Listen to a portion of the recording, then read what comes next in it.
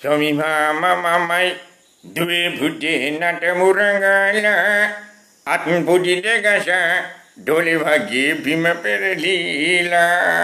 Swami mama mai due buddhi nat murangala atm buddhi degasa dole bhagi bhima perlila.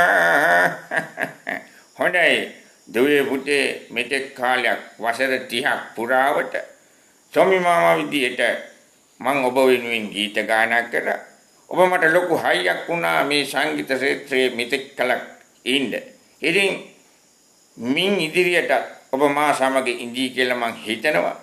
ඉතින් ඔබ සම වෙනුවෙන් තවත් මං ගීත ගායනා කරන්න සූදානම්ව ඉන්නවා.